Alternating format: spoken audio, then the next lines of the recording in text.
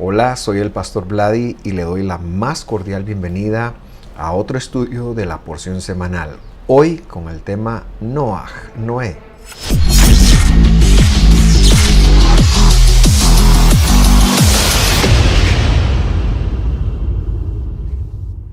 Muy bien, y continuamos esta semana con nuestro viaje a través de la ley, la Torá del Señor. La semana pasada vimos un poquito de esa primer palabra en la escritura, Bereshit. Nuestra lectura fue del 1:1 de Génesis al 6:8. Y la lectura de esta porción, que la llevamos como la llevaban los de la iglesia primitiva, del Génesis capítulo 6, versículo 9, al capítulo 11, versículo 32, terminando el capítulo. Al final estaré compartiendo la lectura para la próxima semana para que usted pueda ya de antemano haber leído y pueda así acompañarnos. Antes de empezar, me gustaría que me acompañara, valga la redundancia, a hacer una oración. Señor Jesús, llegamos acá conociendo que tu escritura, que tu palabra es la verdad, que tú ordenaste a tus apóstoles a que ésta se transmitiera una vez por semana, y atendiendo a ese mandato, nosotros llegamos hoy acá con el deseo de transmitir un poco de ella. Permite que lo que hoy vamos a hablar sea fácilmente comprendido y fácilmente explicado. En el nombre de Jesús oramos. Amén y amén. Muy bien, darle algunas características de esta porción semanal, en hebreo Parshat Noach, en español porción semanal de Noé. Noach es en hebreo Noé y comprende desde el capítulo 6, versículo 9, como ya mencioné, hasta el 11, versículo 32. Algunas de las características, y es que las primeras porciones de la escritura son muy históricas, nos dan una referencia de mucha historia, y no es sino hasta que llegamos al final de Éxodo, quizás Levíticos, bastante en Números y Deuteronomio, que ya vemos temas propiamente teológicos, por decirlo de alguna manera. Pero aún de la historia hay mucha información muy importante que nos da. Así que algunas de las características de esta semana son el llamamiento de Noé, en hebreo Noach, que de eso ese es mi tema de hoy. El encargo de hacer el arca, el diluvio, cómo fue el diluvio, cómo ocurrió el diluvio, también el tiempo de espera en el arca, ¿verdad? El compromiso que Dios estableció con Noé una vez salió del arca, y algunos de sus problemas familiares al salir. Y también la porción nos incluye los descendientes de Noé, lo que se conoce en la escritura como los 70 o las 70 naciones originales, para desembocar en la Torre de Babel y en los descendientes de Shem o Sem, el hijo de Noé, hasta Abraham, que será el punto de partida de la siguiente porción de la semana. Muy bien, vamos a entrar a la lectura, y como ya lo hicimos hace una semana, leemos el primer versículo, que es de donde esta porción toma su nombre. Dice: estas son las generaciones de Noé. Noé era un hombre justo, perfecto entre sus contemporáneos. Noé siempre andaba con Dios. Y yo quiero llegar a esta justicia y a esta perfección que la escritura le atribuye aquí a Noé, porque se le ha visto como cualidad de Noé. A Noé se lo ve como alguien que marcó la diferencia, pero yo quiero establecer que el punto de la vida de Noé pasó solamente por la pura gracia del Señor, y que la gracia del Señor ha operado desde siempre y es en toda la escritura. Así que para desengranar estas ideas necesitamos generarnos un poquito de contexto, por lo cual yo le invito que usted me acompañe a leer desde el capítulo 6, versículo 1. Dice así: aconteció que cuando los hombres comenzaron a multiplicarse sobre la superficie de la tierra, les nacieron hijas versículo 2, los hijos de Dios vieron que las hijas de los hombres eran hermosas y tomaron para sí mujeres de entre todas las que le gustaban.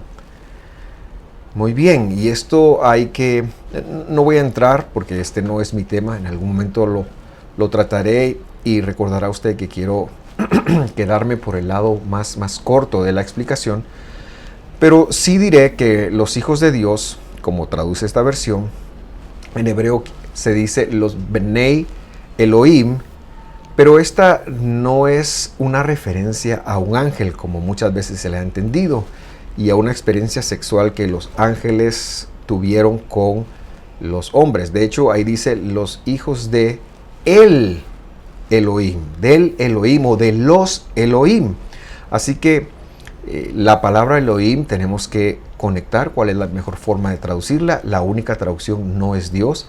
Hay traducciones como por ejemplo jueces, puede ser una traducción para Elohim, y en este aspecto podemos ya ir pensando cuál es la verdadera interpretación. Otra es deidades falsas, así que muy bien puede referirse a idólatras, puede referirse a jueces idólatras o incluso a jueces de Dios.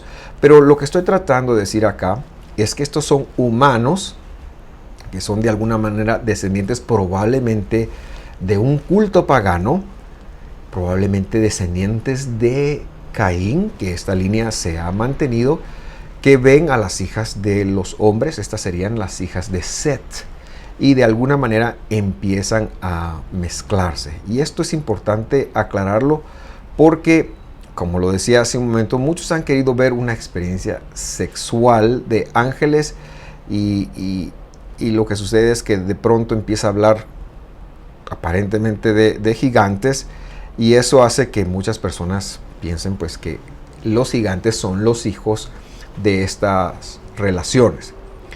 Versículo 3. Entonces el Señor dijo: mi espíritu no luchará para siempre con el hombre, porque ciertamente él es carne. Serán pues sus días 120 años. Y este versículo es clave para que nosotros hagamos la conexión que tenemos que hacer el día de hoy. La palabra espíritu, cuando Dios dice mi espíritu, está refiriéndose a la mente de Dios. Es decir, yo no voy a estar peleando. En mis pensamientos no voy a estar contendiendo con ellos mucho más tiempo, sino que voy a limitar sus días a 120 años. Ahora no está hablando de la edad que los hombres van a vivir. Los hombres no es que Dios les esté garantizando vivir 120 años, como sí lo ha hecho en el libro de los Salmos, en donde dice que Dios da la vida por 70 y 80 años en los hombres más robustos. No, aquí lo que Dios está diciendo es que a partir del momento que está ocurriendo, Él va a tomar la decisión de que en 120 años Él va a ser, por supuesto, nosotros sabemos que fue el diluvio, Él va a tomar una decisión drástica de acabar con el hombre. Es una decisión triste, pero justa, porque como lo hemos visto allí o lo veremos más, el hombre se está corrompiendo de una forma muy interesante. Entonces no está diciendo que el hombre tiene 120 años de edad, está diciendo que a partir de ese momento al hombre le quedan 120 años de vida, y él va a acabar con ellos en un juicio 120 años a partir de este momento. Y cuando yo pienso en esto, me lleno de asombro de ver que no les dio un mes, 2 meses, les dio 120 años. Y la predicación de Noé debería durar esos 120 años para ver si alguien se arrepentía. Qué misericordia más maravillosa la de nuestro Dios, que hace este tipo de cosas, de este tipo de planificación, como Él se lo advierte ahí. Seguimos leyendo. Versículo 4. 6:4. Y había caídos, puse yo, la palabra Nefilim son caídos. Gigantes traducen normalmente, para que nosotros sepamos, en la tierra aquellos días. Ya dije, no es mi tema de hoy, pero sí decir que estas personas tenían unas dimensiones desproporcionadas al resto de las personas, y por lo tanto algunos les llaman gigantes, pero literalmente dice ahí caídos. Y también después dice, cuando los hijos de las deidades se unieron a las hijas de los hombres y ellas les dieron hijos, estos son los héroes de la antigüedad, hombres de renombre. O sea, estas personas salieron entrenadas por sus padres y por eso eran valientes. Y entonces llega el versículo 5. Y el versículo 5 dice, el Señor vio que era mucha la maldad de los hombres en la tierra y que toda intención de los pensamientos de su corazón era solo para hacer siempre el mal. Pero eso no es solo los que estaban ahí. Estos también somos todos nosotros. Y aquí define básicamente a la humanidad. Dios está haciendo un análisis de lo que es pecado y lo que el pecado ha causado en el hombre. Y por eso dice, él vio que la intención de los pensamientos del corazón del hombre era solo para hacer mal. Ese es el problema. Esa es la razón por la que va a acabar con ellos. Muy bien. Con esto en mente, voy ahora a leer el versículo 6. Acompáñame. Y el Señor se consoló por el hombre que había hecho en la tierra y sintió tristeza en su corazón. La mayoría de versiones traducen acá y el Señor se arrepintió. Yo decidí traducir como dice, porque ahí lo dice, se arrepintió. La palabra arrepentimiento es muy conocida en nuestro medio, es la palabra shubá, pero aquí está la palabra nahum, y nahum quiere decir consolar. De hecho, de ahí viene, por ejemplo, la aldea de la consolación, Cafarnaum o Kefernaum, que es donde Jesús hizo mucho de su ministerio. O de ahí viene también el nombre de Bernabé, Barnachba,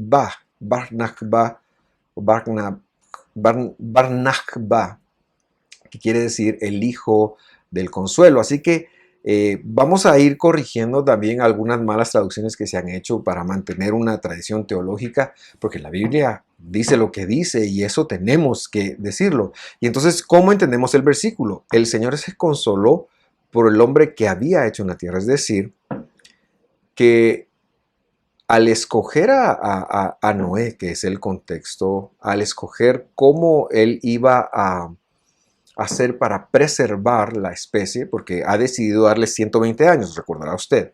Ahora está diciendo que él se consoló con lo que había decidido hacer. ¿Y qué había decidido hacer? Escoger a un hombre, Noé, su familia, y a partir de ellos empezar la civilización humana nuevamente. Y este hombre sería el ancestro de Shem, que a su vez sería el ancestro de Abraham, y que bueno, ya usted sabe todo lo que viene después de Abraham. Abraham recibiría las promesas, etcétera, etcétera. Y eso le trajo consuelo al Señor de lo que había hecho en su corazón. Pero sintió tristeza en su corazón, termina el versículo diciendo, porque a pesar de que Dios es un juez justo y que lo que va a hacer tiene toda la justificación del mundo, Él no se goza con la destrucción del pecador.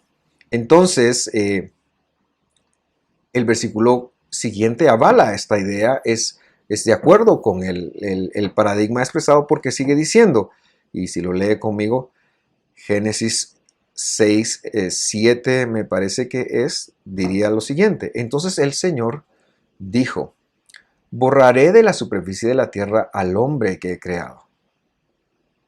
Pero se había consolado con el hombre que iba a mantener. Desde el hombre hasta el ganado y los reptiles y las aves del cielo, porque me pesa haberlos hecho. Es decir, ahora está comentando esa última parte del versículo 6. Y llegamos al punto del tema. Entonces dice, versículo 8, pero Noah, halló gracia en los ojos del Señor. Cuando encontramos estas palabras, el hallar gracia, pensamos que fue por algo que la persona hace. Sin embargo, la gracia, que no es un concepto exclusivo del Nuevo Testamento, sino que es un concepto de toda la Escritura, es un favor no merecido. Noé no halló gracia por quien él era o por algo que él iba a hacer o había hecho. ¿Por qué? Cuando Noé sale del arca, recordará usted que lo primero que hace es plantar una viña, emborracharse y saber ni qué pasó en su tienda, lo cual fue muy desagradable.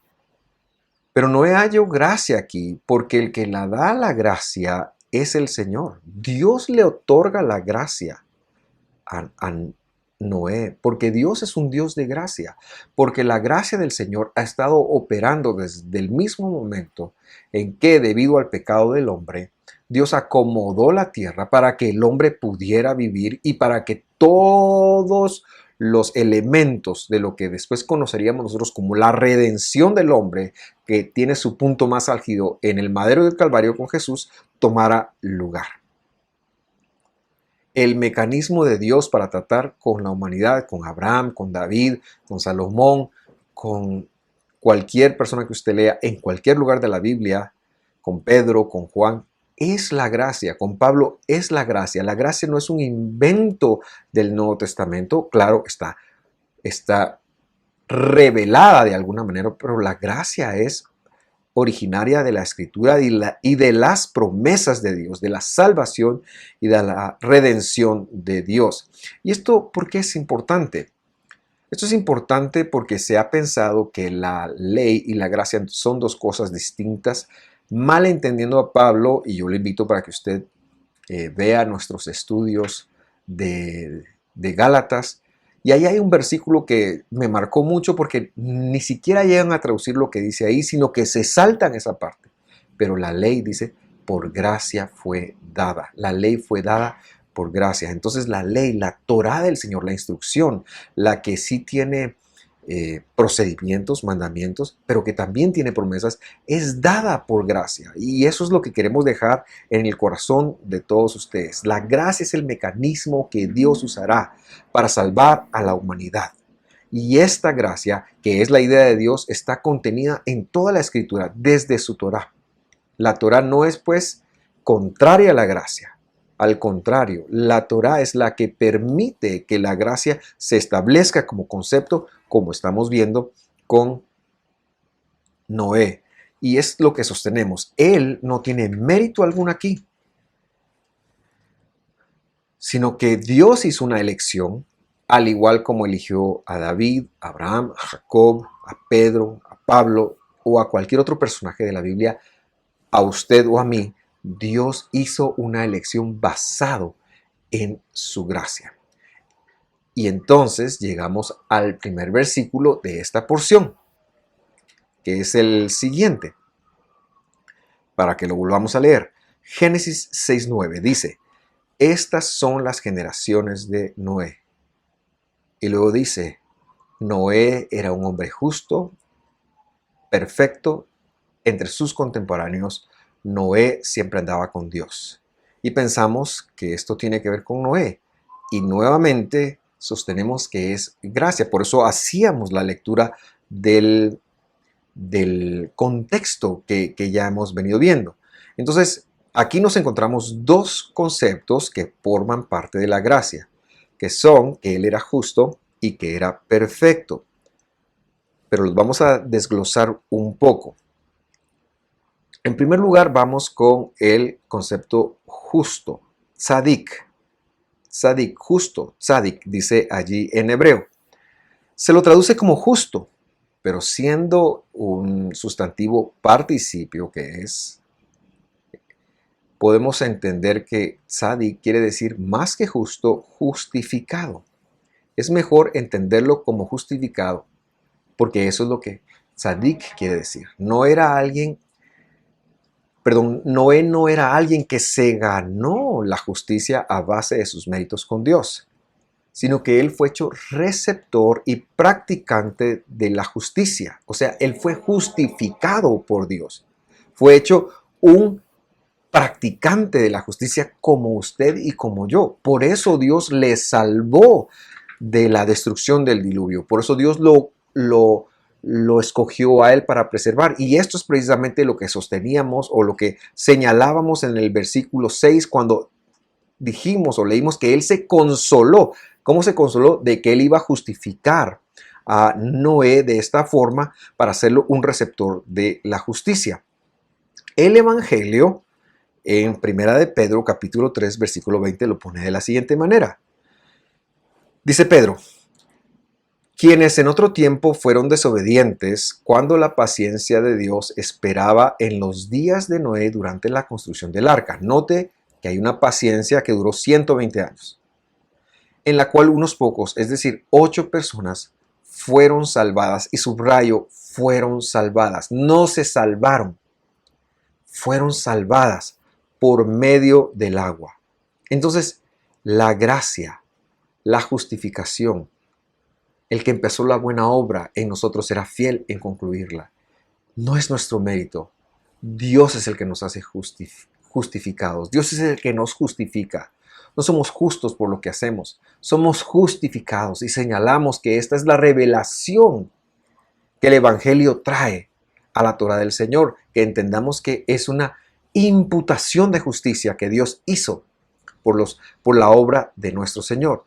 Otra escritura muy interesante, pero que debiéramos verla y conocerla, está en Habacuc capítulo 2, versículo 4. Y para ella sí me he permitido hacer una traducción literal para que estemos, para que mejoremos la comprensión. Dice Habacuc 2.4: he aquí se enorgullece aquel cuya vida no es recta, dice literalmente, mas el tzadik o justificado por su fidelidad vivirá. Ahora, ahí si usted lee en cualquier traducción dice, pero el justo vivirá por la fe. En hebreo dice, el justo vivirá por su emuná. Primero señalar dos cosas importantes. Uno, la emuná, que es fidelidad, no es la de esta persona, es la de Dios. El justo vivirá por la fidelidad de Dios. Lo que le pasó a Abraham en el capítulo 15, versículo 6, y que hemos hablado en otras veces, Dios usó la fidelidad como el mecanismo para justificarlo. Y entonces, él es hecho justificado por la fidelidad de Dios. El justificado por la fidelidad de Dios vivirá. Y la otra cosa que señalo es que es un regalo, es un don, es la fidelidad de Dios. Muy bien, y llegamos entonces al concepto de perfección. Cuando pensamos que Noé fue perfecto, todos tendremos alguna idea de qué es esto. La palabra en hebreo es tamim. Y lo importante, especialmente a la hora de hacer teología, es que nosotros no entendamos que ahí dice que no era perfecto, pero no es perfecto de cómo usted o yo lo entendamos, sino es perfecto en cómo la Escritura lo expresa. Una persona tamim es una persona en la cual Dios construye sus cualidades, es decir, lo completa, muy en el sentido de una de las definiciones de integridad que más me gusta a mí, el de integrar las partes de algo sin dejar una parte alguna. Bueno, acá Dios está construyendo las cualidades en esa persona y esa persona responde a la construcción, responde a la educación con una obediencia, se dedica a exhibir lo que Dios está haciendo, se dedica a poner en práctica la educación divina. Para entenderlo mejor, es muy bueno que consultemos la misma escritura, porque la escritura lo explica en cómo usa ella misma la palabra tamim. Y para ello le pido que me acompañe al Salmo 119, versículo 1. Salmo 119, versículo 1, y dice ahí, felices, bienaventurados traducen, pero realmente esta traducción no es tan afortunada. Un ashrei es una persona que es feliz, que causa felicidad en el cielo. Entonces, felicidad de los tamim, dice ahí, de camino, es decir, los perfectos en su andar, en su desenvolverse. Y luego lo explica. ¿Cuál es ese tamim? ¿Cuál es esa perfección de camino? Los que andan en la Torá del Señor. O sea que el ser perfecto para Dios, el perfeccionamiento para Dios, tiene que ver con andar en su Torah, tiene que ver con andar en sus mandamientos, y esa es precisamente una de las primeras lecciones que se enseñaba a los gentiles que llegaban al movimiento de Jesús, que se convertían y que ellos tenían que ahora evidenciar en su vida esta enseñanza, el hecho de ir cada vez siendo perfeccionados, pero no como se les ocurriera a ellos, no con un carácter subjetivo u opiniones subjetivas, sino como Dios lo había definido, y Dios lo había definido desde su Torah. Muy bien, termino entonces esta oportunidad con un pequeño resumen y le pido que me acompañe en esto porque es bueno que lo conectemos. Número 1. Dios salvó y escogió a Noé por gracia. Eso es vital que lo entendamos. La gracia no es un concepto del Nuevo Testamento, es un concepto de Dios y se manifiesta desde siempre. Número 2. La gracia se manifiesta en dos aspectos.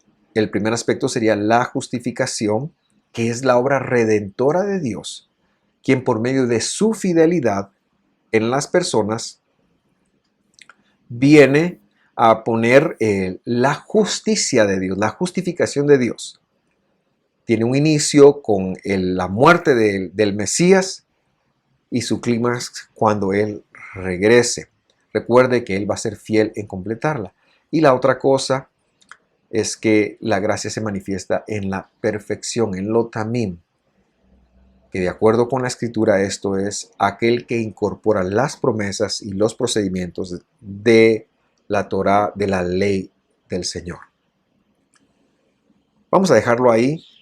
Espero que usted esté aprendiendo, pero cualquier duda, cualquier comentario, nosotros abrimos la tribuna. Por favor, déjenos un comentario, escríbanos, dele like dele me gusta a la página si lo está viendo en Facebook y todavía no lo ha hecho, y si lo está viendo en YouTube, suscríbase a nuestro canal, dele a la campanita para que le avise cuando estamos nosotros transmitiendo.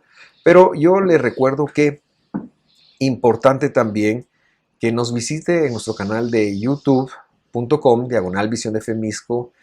Allí tenemos listados de varios temas que pueden ser de mucha edificación para usted. Tenemos prédicas, más de 300 prédicas. Tenemos estudios específicos de Gálatas, de Marcos, de las citas del Señor. Uno que le hemos llamado Introducción a la Biblia, que da el por qué nosotros vemos la Biblia de esta manera.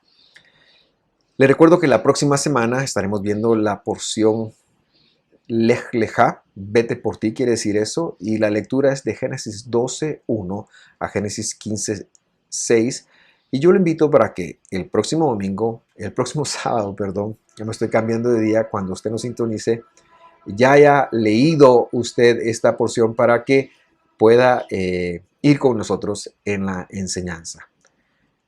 Por el momento, le doy gracias a Dios por su compañía, lo bendigo en el nombre de Jesús y me despido esperando verlos de hoy en 8. Hasta pronto.